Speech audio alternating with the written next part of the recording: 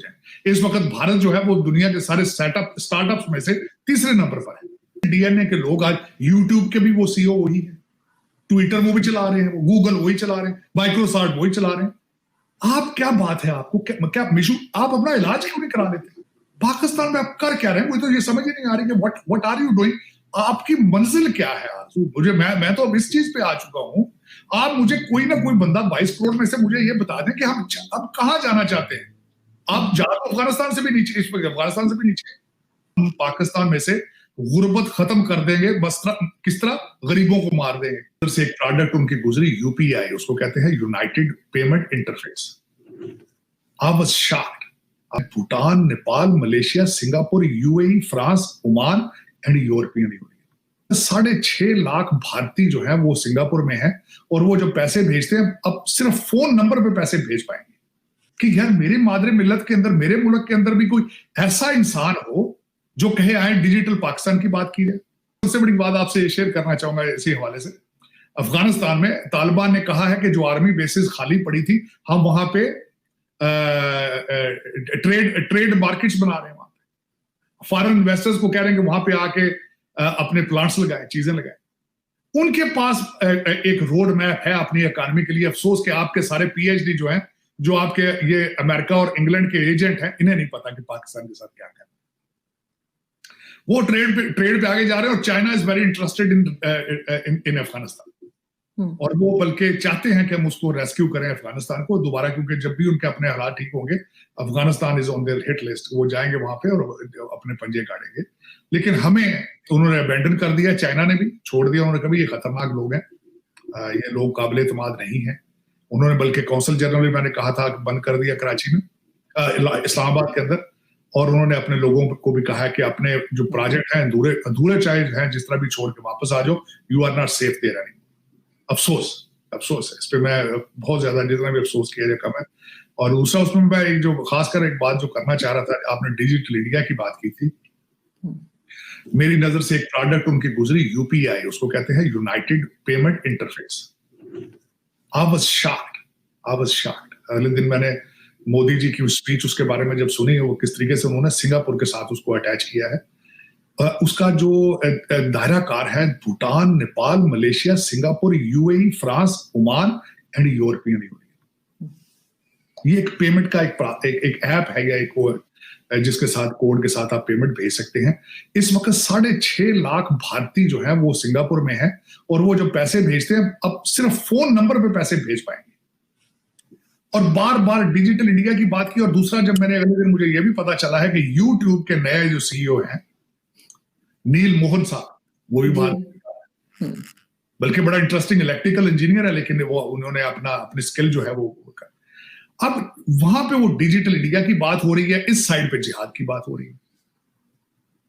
फिर ये मुझे अक्सर कई लोग कहते हैं यार कि तुम पाकिस्तान बैशिंग, ये पाकिस्तानी बैशिंग नहीं है, ये ख्वाहिश का इजहार करना, ये सोचना कि यार मेरे मादरे मिल्लत के अंदर, मेरे मुल्क के अंदर भी कोई ऐसा इंसान हो जो कहे आए डिजिटल पाकिस्तान की बात की जाए। जो अगर चेन्नई बन सकता है, अगर सिलिकॉन वैली बन सकती है, तो लाहौर में डिजिटल सिटी नहीं बन सकता? क्या वाकई आपको जिहाद चाहिए? आपकी डेस्टिनेशन यही है? अपने बच्चों को ऑक्सफोर्ड अमेरिका पढ़ाने वाले क्यों नहीं आपको बताते कि आए डिजिटल पाकिस्तान बनाए?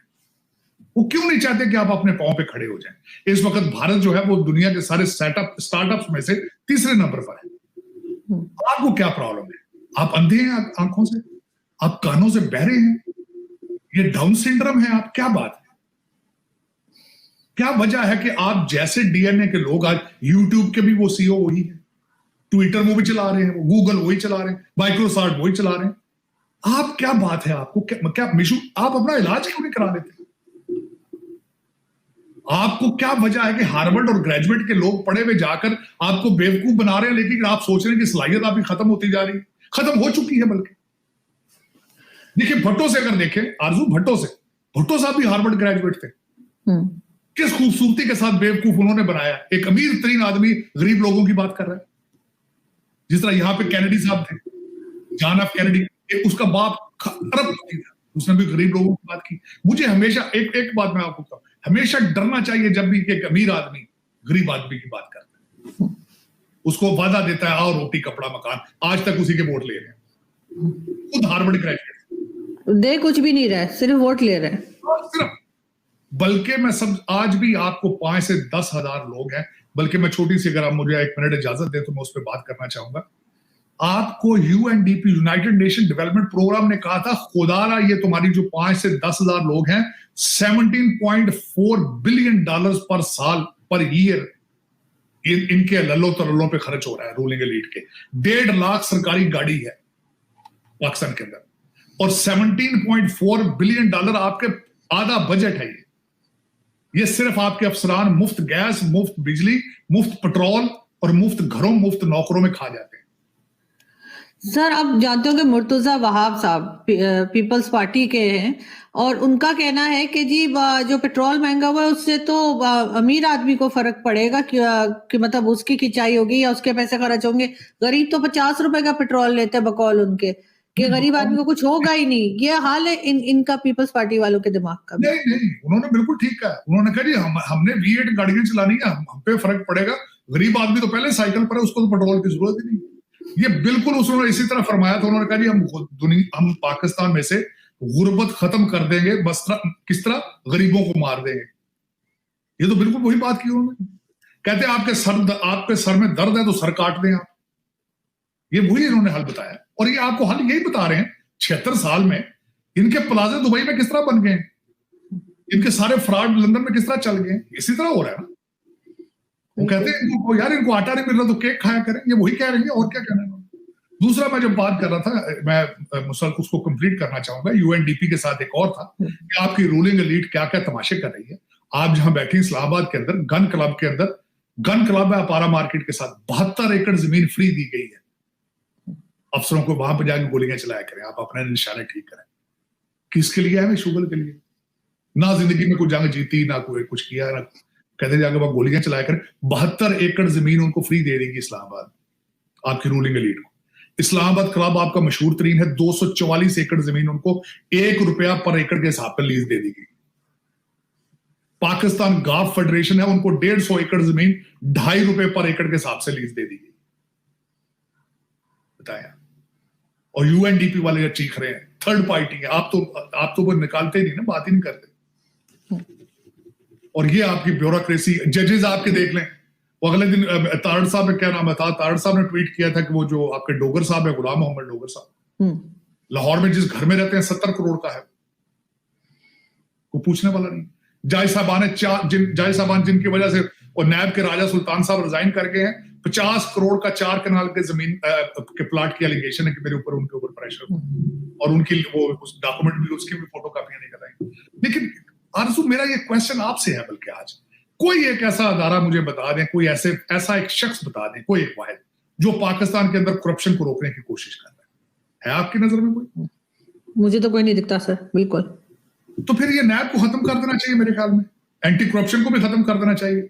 अगले दिन वो एक आपके रिटायर्ड जज साहब का जो चीता है, वो जब निकला बाहर, आपके जो डिपार्टमेंट वाइल्ड लाइफ वाले, उनके पास कोई इंस्ट्रूमेंट इक्विपमेंट, उसको भी खत्म कर देना चाहिए। नेशनल डिजास्टर है, उसको भी खत्म कर देना चाहिए। फायर ब्रिगेड, जब भी आग लगती है, उनके पास सीढ़ी होती है ना पानी होता है, उसको भी खत्म करें आप। पाकिस्तान में आप कर क्या रहे हैं, मुझे तो ये समझ ही नहीं आ रही कि व्हाट आर यू डूइंग। आपकी मंजिल क्या है आरज़ू? मैं तो अब इस चीज पे आ चुका हूं। आप मुझे कोई ना कोई बंदा 22 करोड़ में से मुझे ये बता दें कि हम अब कहां जाना चाहते हैं। आप जा तो अफगानिस्तान से भी नीचे, इस वक्त अफगानिस्तान से भी नीचे, आपकी डेस्टिनेशन क्या है?